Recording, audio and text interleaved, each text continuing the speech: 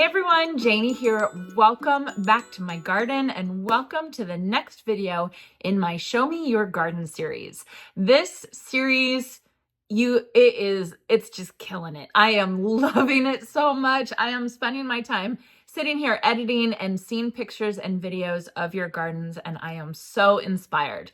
Now, I am injured currently. I have broken my foot and I cannot walk around and I cannot get in my garden, and I am getting so antsy sitting inside, and this is feeding my soul, just being able to see all of your gardens. So I just so appreciate those of you who sent in your gardens, sent in pictures, and sent in videos. Today is for Zone 5, and I actually have quite a few submissions for Zone 5. And unfortunately, if I was to put all of them up, this video would be about 2 hours long. So I couldn't feature everybody that submitted, but don't worry, I'm keeping your photos, I'm keeping your submissions. I am keeping them in my editing system, and as soon as I have time, I'm going to make like a Zone 5 Part 2 or Zone 5 Part 3. So don't worry, I will feature your gardens, but I couldn't bring myself to put it all in one video because it would be like a 2-hour long video. So anyway, let's get started checking out all of your Zone 5 gardens. All right, so first garden in Zone 5 that I have to share with all of you is Paul and Paul Gardens in Independence, Virginia. He says it's Zone 5, maybe 6A.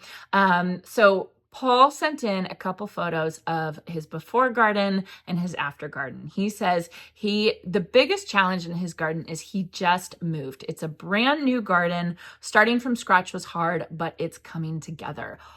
Oh boy, is it coming together. So let me show you some of his before photos. You can see that even the house was a work in progress. Looks like they built the house and then they started the garden as well. So there really was nothing there. Maybe that Japanese maple was there, but maybe they just planted it. I don't know. It is a definite starting from scratch. So when I saw this, it got me really inspired because that's kind of where I'm at right now, is definitely starting from scratch. So Paul said the plants that thrive in his garden are most plants do fairly well that are cold tolerant, but his hydrangeas are his favorite.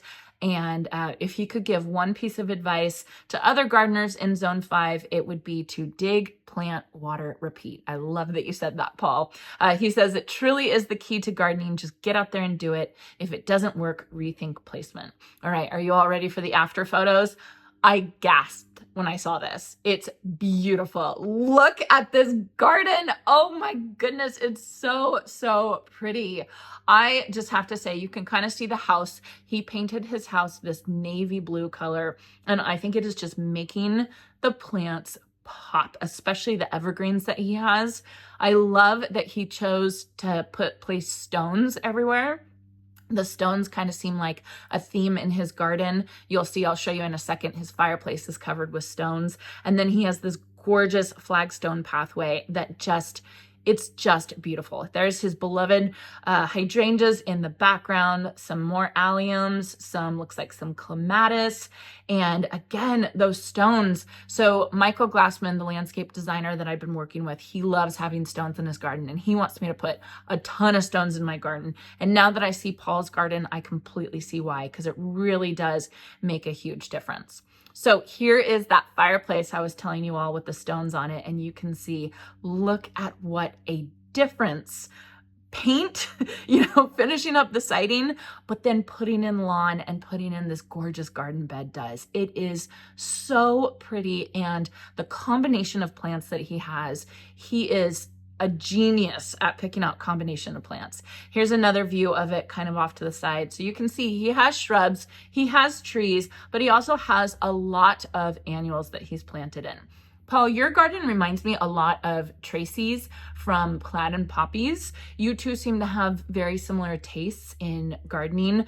Very colorful, all the colors, but then also everything is kind of like nothing's really touching. Everything's kind of segmented. And I'm sure that's because you have a new garden as well, but it's very neat, I guess, is what I'm trying to say. And it's very, very pretty. This would be very hard for me to keep my garden like this because we have such a long growing season that everything eventually grows together. But look at how neat and beautiful this is. And I love the edging that you did with the stones. Again, more of the stones. I see some supertunias in the back with dichondra silver falls, some coleus, beautiful coleus, Japanese maple. There's some hydrangeas around the back. The combination is amazing. I could just keep saying it. You did a good job, Paul. For it only being a year old, you did a good job. Thank you so much for submitting. Next Zone 5 garden I have for you all is a really fun one. It is from not only a gardener, but also an artist, and her name is Julia Vinestra. I hope I'm saying that right, Julia. She gardens in Zone 5 or 5B, and she is in Hamilton, Ontario, Canada. She has a YouTube channel called Julia Vinestra Artist on YouTube. She just hit 1,000 followers. Congratulations.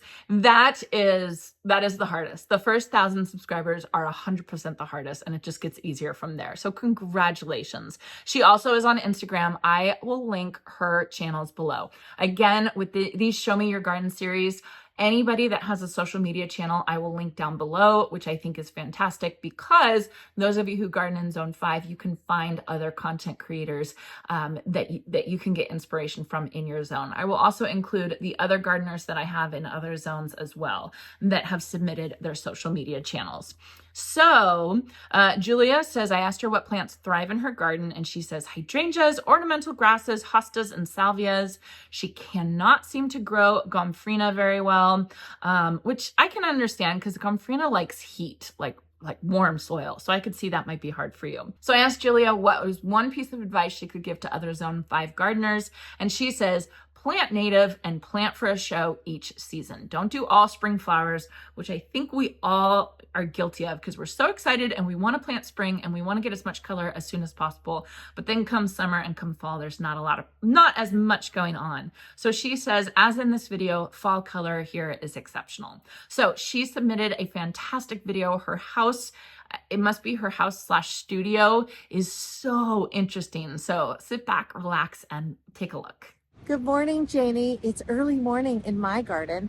I'm Julia Veenstra, and I am in Zone 5B or 5, I never really know, in Southern Ontario, in Hamilton, Ontario.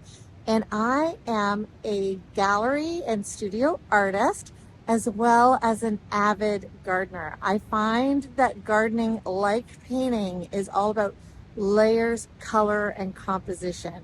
So I'm thrilled to show you my garden.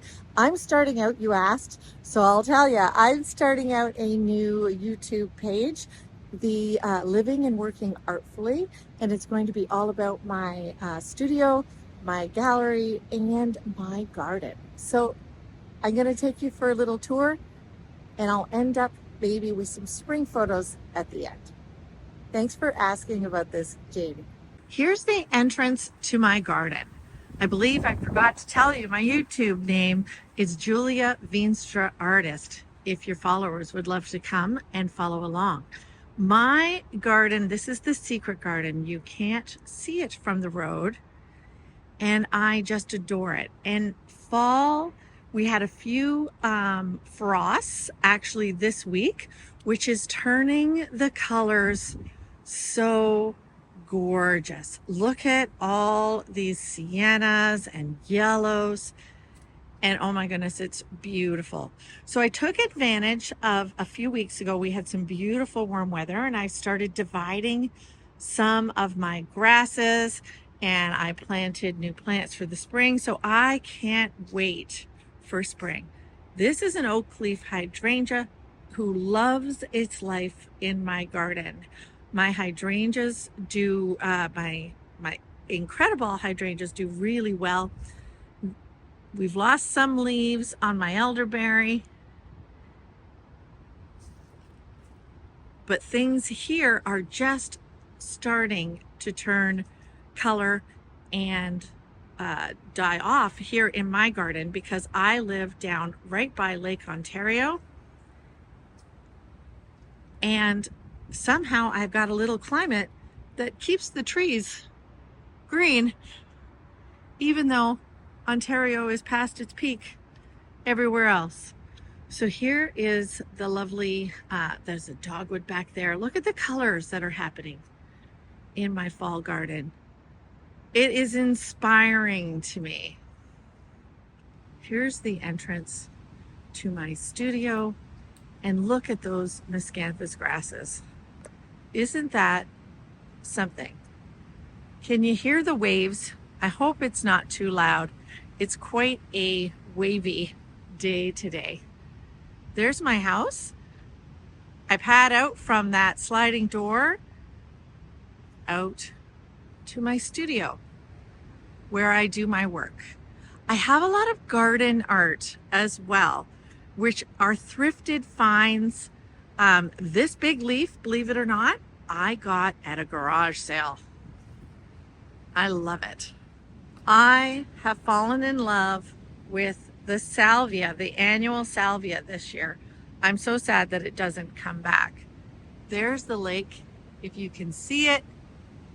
And then I've got another stand of amazing hydrangeas. But look at, they are protecting this little patch of salvia that I have here that is going so great. It is almost mid-November. So I had read some comments on your request that people had said their gardens had been put to bed. And I agree, I have been starting to do that. But you can't help but be inspired by even the plants that are failing, the dying plants, the colors that they give us, the layers in the garden. This is my beach grass area that I just love. Look at the brown and the sienna of the grasses and the wonderful fluffy heads. Unlike you, Janie, I don't know all the names to all the plants, but I do know the color, and I love it. There you go. I hope you enjoyed my video. Thank you for all you do. You are inspiring to me. I love following your family and your new move. It's gonna be great. We did that here. None of this garden was here 6 years ago, and we planted it all. What a beautiful garden you have, Julia. That is gorgeous. And you're right, the fall color is amazing. Here's a couple pictures that she submitted of her garden during the spring/summer. Look at this picture with the hydrangeas and the Haconocloa. That combination is a dream. I found some picture on Pinterest one time, and I've been obsessed with that combination ever since.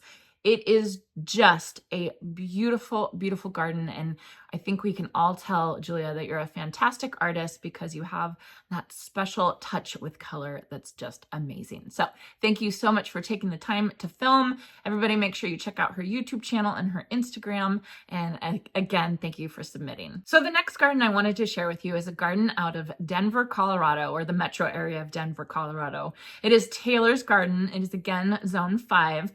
And the reason why I wanted to share this garden with you is two reasons. One, Taylor's use of color is awesome, incredible. It's a little bit different than a lot of people. A lot of people like the pinks and the soft colors, and Taylor obviously likes the bright colors. Just wait. It's really, really neat. The other reason why I wanted to show you this garden is Taylor says that her biggest challenge in this Denver metro area Zone 5 garden is her compacted clay soil. She says that she started landscaping her backyard 2 years ago, and she's striving to establish a skeleton of key trees and shrubs.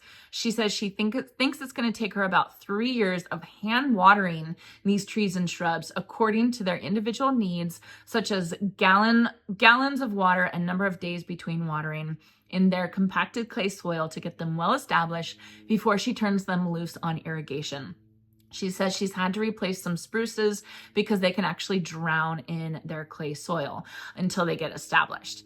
She eventually wants to add more perennials and annuals with time, but she says patience is definitely helpful. So I read that and I thought that is a perfect example of why it's important to know what type of soil you have, because Taylor could be here in Zone 5 and have this this really dense clay soil that holds on to a lot of water, and that's going to be completely different than another zone 5 that has a lot of sandy soil that doesn't hold on to any water at all. So knowing your soil, just like knowing your zone, is super important. So I definitely wanted to show Taylor's struggle that she's having with her compacted clay soil.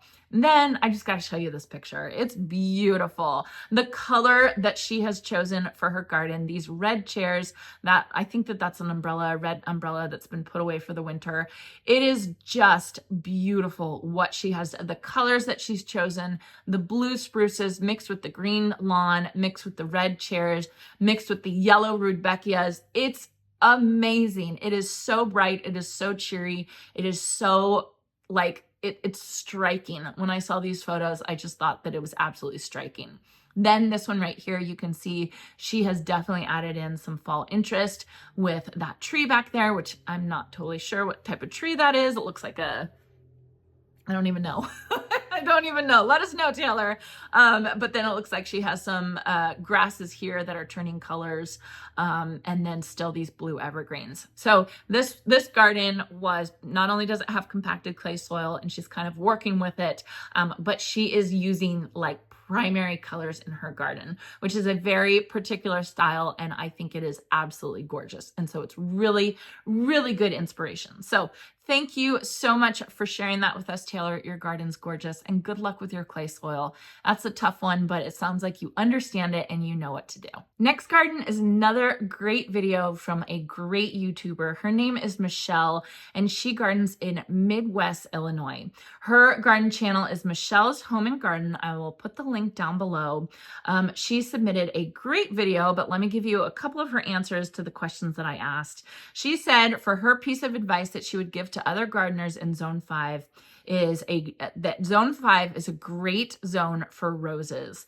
Try one. You may be pleasantly surprised with all of the new disease-resistant and low-maintenance varieties. You can have beautiful color and fragrance to enjoy both outside and inside with cut bouquets. So I'm going to show you the video now, and you can see why her advice is to try roses. You can tell Michelle loves her roses. Hi everyone, it's Michelle from Michelle's Home and Garden in Illinois Garden Zone 5. So we're in October now, and guess what? They are saying tonight we may get our first frost. So given that, I've decided we'll shoot a video today so I can capture how everything looks before it frosts potentially tonight. Okay, so we're gonna start here on this side. As you come in, here's the gate to come into the back garden, and we have the beautiful arbor. Now that is new this year, and that is a Kingsman Garden Arch. If you're wondering where I got that from, I got that online at Kingsman Garden, not sponsored, but I do like it for the roses, and those are the Generous Gardener roses. They'll get to about 15 foot each, and there's 2 of them, 1 on each side. That's their first season. So there was nothing here a few months ago, so that's how much it's already filled in. Okay, so behind us, what I did was the arborvitae by where the lady statue was is the original set of arborvitaes that we planted, and we stopped it there, and there was a reason for that. At the time of planting those arborvitaes, we had a huge maple tree in our backyard that was kind of where our fountain is now, in that area. So if you can imagine a great big maple tree, and we stopped the arbs right there because we knew that planting any farther down, they wouldn't survive because of all the shade of the maple tree. Well, as gardens do, it progressed, and that maple tree ended up having to come out. The trunk of it split, and we were concerned that it would fall, and we didn't want it to fall, of course, on our neighbor's house or on our house. So we had that maple tree taken out. Once that tree was taken out, it opened up all the area behind me. So we planted more arborvitaes to finish out that row, and that's why you're seeing 2 different heights there, because they were planted at 2 different times. And then behind me where the roses are, those 3 big roses, that I did all last season. So previously it was just the arborvitaes. So then this was still all grass on this side, and then I decided to add it on. So I was adding on pieces each season. So I added this on up to the lilac as far as I got the first season. I planted the magnolia tree and planted the roses, and actually just a couple knockout roses was all I started with. I've added more stuff on as each season progresses, and then I decided I didn't like that it ended at the lilac and I needed to continue on. So then I added more things in, I think 22 is when I finished this and took it all the way to the end. So again, I'll throw up more pictures for you so you can see the befores of how this has progressed. But now it's very full and it hasn't taken much. Okay, so in this area back here, where the arborvitaes end, in that little corner of the fence, I had planted a little bit of stuff that's back there last year. Mainly the Eden rose that's on the black datura, everything else. And then the mulch ended back there. It was just in that corner. And again, it was a very, the grass went clear up to the garden house and then it went straight across to the end of the fence and met where the arbs were and made a real tight angle. So again, it made it very difficult to mow because there was such a tight angle there. So then this year with the edging, I had the contractor pull it out to give me more room to plant. So all of the plants here were planted this season, and everything in front of the arbs, other than the knockout roses, were planted this season. Down to the David Austin roses down by the white bench, which were planted last season. So as you can see, there's lots of new plants this year, and they are doing really well. We've got some hydrangeas, some phlox, some roses, a lot of veronica and salvia, because they are very rabbit resistant, and I have rabbits in the backyard. So just a lot has grown in and filled in a very, very short time. Have a great day, everyone.